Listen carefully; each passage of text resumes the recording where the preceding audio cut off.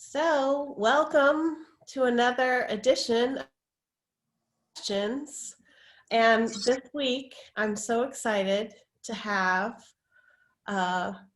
Professor Leigh Gilchrist with us today to answer 3 questions. Of course, so many of you I know have had her in your core, and maybe some of you in track classes as well and health disparities.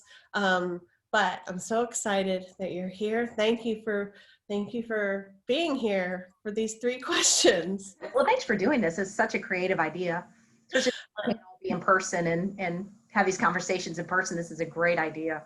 Yeah, and it's also good training for my new career as a talk show host. So I think it's calling. I think it's right. yeah.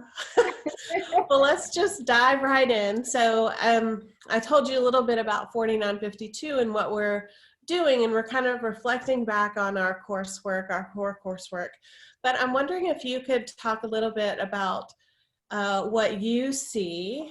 And I know you're an alum of the program too, so I don't know if most students know that, but what you think the most important qualities or competencies that HOD students bring to organizations, companies, communities in their work.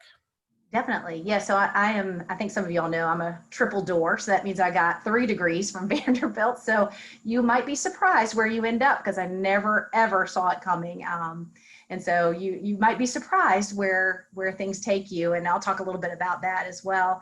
But for me, I think there's kind of 2 things that I think HOD brings to the community. And some of this is you bring to HOD, which I think is really powerful.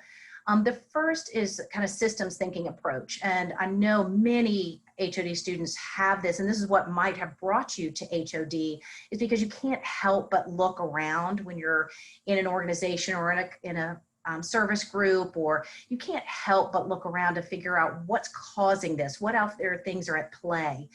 So you already bring that to HOD and then hone that as you go forward. But I think the power of being able to look at things from different perspectives or from different levels and realizing there's things at play that maybe you're not noticing directly or obviously, but that you know something is impacting it or shaping what's going on. And the thing that's really neat about HOD students is they can't help but go look and to consider those. And then just being able to see the power of doing that. Of course, it makes it more complex and can be overwhelming and kind of makes the right or wrong a lot more gray. But to you, that's exciting. And that can be the deal breaker in organizations and communities. So you don't fall into the same pitfalls of solving things easily or quickly or just what's on the surface, but you're willing to dig to really open up those possibilities.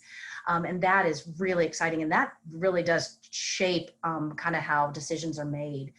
And that kind of brings me into the second piece, which I think many students are honing while they're here. May not be how they approached it when they came into HOD, but definitely embracing as they're in HOD is really data-driven decision making. And for me, this has been something that I've had to hone over time as well. And teaching small group behavior has really brought that to the surface, as far as instead of just saying, oh, that's how all groups do things, or that's just how teams do things, or that's just how it goes, really saying, well, let's look at it a little differently, and breaking that pattern of just seeing how things happen and just hoping for the best. And so really being able to ground your decisions in data, whatever that data might look like given the situation or the context, but realizing that you have that power to let data help ground those decision makings and research to inform it. It really does take on a new approach to how you do things that can be so much more powerful and reassuring and builds confidence in the way you begin to approach it. So that's something that I see with students that bring in the systems piece, but then really ground it within that decision making, that data-driven decision making later on. It gives you so much leverage when you go out into the community or in different organizations, no matter the context. I love that. And we were just saying before we started how every time I love hearing people talk and then relating it, and I'm like, oh, but it's really about too, that reminds me of things we talk about just being present and noticing things. That digging comes from getting out of your head and like just being present and noticing things, and the data driven piece, like questioning your assumptions, that kind of critical thinking, moving like outside of yourself, and using empathy and all of these other tools to Definitely. see other perspectives. Well, I think it takes that pressure off you that you don't have to have all the answers. You don't need to be the guru of all things organizations, that you may need a lot of other people around you who know certain levels of the system better than you, or have different perspectives than you do, or maybe can gather the data or analyze the data better than you. But the fact you know they need to be part of the team is the key aspect of it. You don't have to do it all, but you know it needs to be done, and who can help you do it. So it takes a lot of pressure off of you having to be that soul, the soul like driver of every aspect. You don't want to be, and you shouldn't be.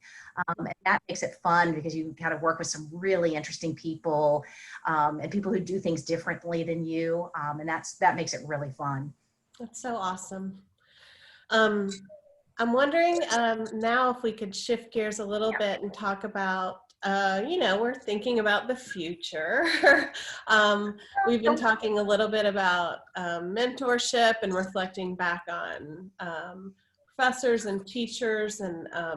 But then I guess I just wanted to know, is there somebody who you think about who's really influenced the way you think about the future or your future, or kind of thinking about next steps? Yeah, so it's interesting. When I was an undergrad, people kept talking about getting a mentor, having a mentor. I didn't know what that was. I didn't have anybody in my life that I had friends or people that I admired, but nobody I quite knew was a mentor. So I thought, oh my gosh, something's wrong with me, or I am missing this altogether. But I was lucky enough when I started graduate school to meet somebody who has truly become a mentor to me. Didn't see it coming, wasn't looking for it, but she has been really the absolute central piece to helping me and guiding me forward.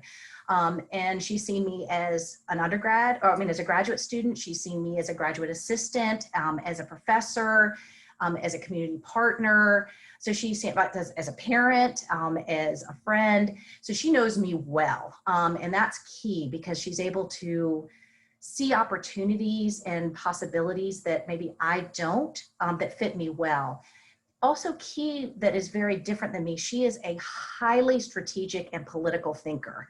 I'm getting better at those, but that is not my strength. So she really does see opportunities in future aspects that maybe I'm not aware of. And she knows me so well, she could say, this is what you need to be thinking about or doing. Still my choice and still something I need to consider, but opportunities and people and experiences I never would have noticed, because it's just in a different realm that I'm in. But they have been the deal breakers. It's why I'm here. It's why I'm teaching at Vanderbilt, is because of her. She told me to take chances. And since I trusted her so much, I was like, here we go. And I'm not trying to make it all sound rosy, because sometimes when you take advantage of those opportunities, they can be overwhelming. You can make a big mistake, taking things on that you shouldn't.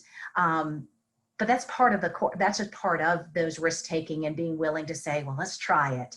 And having somebody that you can trust, that knows you, and you can say, okay, well, they're seeing something I don't, let's give it a try.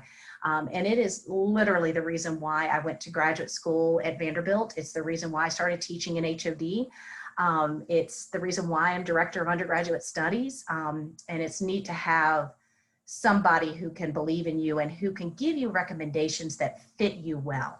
But again, if you don't have a mentor now, or you don't even know, trust me, I didn't know what this whole mentor thing was until I was in my 20s. And so just keep surrounding yourself with people that you love working with, that you want to be around. Trust your gut in the sense of, that's something I want to try. it'll serve you well. And along that way, you'll meet people that can guide you because they trust you, they want to work with you as well. And that's when you start developing those relationships. It can take time. It can take I time. love that though. I love what you said about the fact that she's different from you. Yeah. Isn't that helpful to have mentors or people who think differently from you, who can complement your way of thinking? And I think that's so important. And people know from my class and small group, I mean, that's sometimes the hardest people to work with because they do things so different than you. Absolutely the most perfect people for you to work with because you can help each other and really build upon, and they can see things in you that maybe you don't see, and give you possibilities that are really exciting as well. I love that. Rewarding. So I'm wondering if you have any strategies or ideas, this is our last question, for thinking about strategies or ideas that have been helpful for you in terms of setting professional goals. So that's one of the things, obviously, that we're looking at, is thinking about our next steps. And we've had a variety of different responses, from some real specific things to I've never planned anything. But I wonder if you have any kind of strategies or ideas about ways that you've thought about goal setting for yourself. I might be a little bit closer to that end of not planning. Planning is not my forte. So I think part of it's just realizing where your strengths are and where they're not. One thing that I hear a lot with students as I talk with them that I resonate with is that I tend to let experiences and the people I work with and the people that I get to know help guide me. So most of my work and positions I've been in or opportunities that I've embraced have just come to me because I've been open to meeting new people, or, oh, she sounds amazing, or I love the work that he's doing. I want to work with and do that. I want to be part of that. And so for me, it's been a little bit more of a journey than really just focused destination. I kind of love that journey. And the more I try to focus it and have a plan, the less I find myself getting done. So I just kind of learned to embrace the fact that I'm not a huge planner, and really just gravitating to those opportunities that I know in my gut fit me well, or I can bring something to it, or I need to try that because I've never done anything like that before. And it has really helped guide my career and led me well. Of course, I got to sometimes get a little off track and I have to come on back. But very rarely does it lead me to astray. It usually leads me to something I should be trying new, or something different, or somebody that I really can learn from or experience, or maybe my skill set can actually be an asset to what that project is trying to tackle, or those people are trying to to tackle or to take on. So it's kind of been less of a strategic planning and more of just a journey. That's the way it is for me too, though. Okay. It's such a nice mixture of people, like to hear these different perspectives, but I'm with you. And I love that, because I love what you said about it being really tied to people. And we talk about in 2400 a lot, just if you don't know where to start, just move towards the things you're interested in or that you're drawn to. And don't overthink it, and don't think like, how's this going to play? Just move towards those things. And that's what I've always thought. That's what I've always done as well. Yeah, because if you're drawn to it because that sounds really interesting, or that's something I need to work on, or this is a chance for me to build upon something I really want to do, grab it. Because how could that be wrong? So maybe the experience isn't the best you've ever had.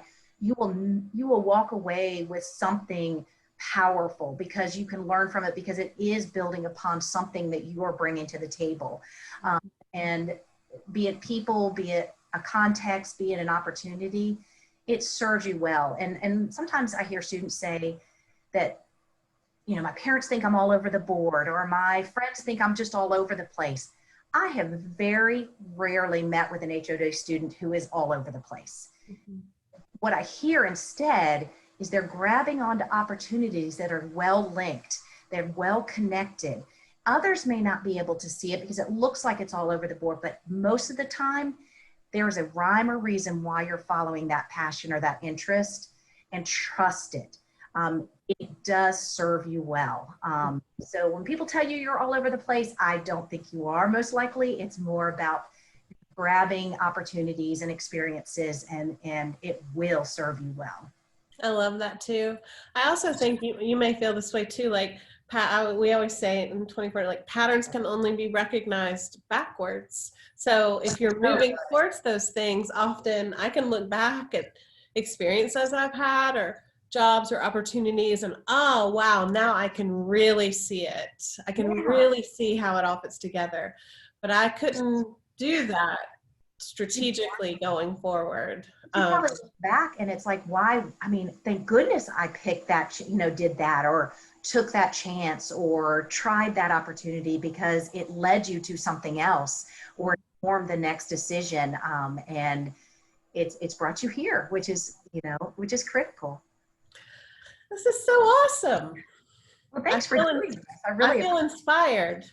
Oh, it's a tough, because to be honest with you, sometimes it's overwhelming. Sometimes you're just like, what have I done? Or did I pick the right thing? Or should I have switched directions? You'll always have those questions, and that's just part of a journey. But that's what's exciting about it, is because, like you said, you can look back and say, I had to pick that. I had to do that. And it's why I'm where I am right now. But you will fail. You will make mistakes, and you will wish you had taken another direction, and that's okay, because you can shift. And that's what gets exciting about it. I love it. Prepare you to shift. You will have the skill sets to be able to say, okay, I went the wrong direction, or we're heading the wrong way. Let's shift it. Let's move it. And you'll be able to do that, and do it with confidence as well. So awesome. Thank you so much for coming to 3 questions today. It's been great. I like your talk host future. I think you've got it. I'm now Ellen. I have like a $25,000 check for you. I wish I did. Thank you so much. So much.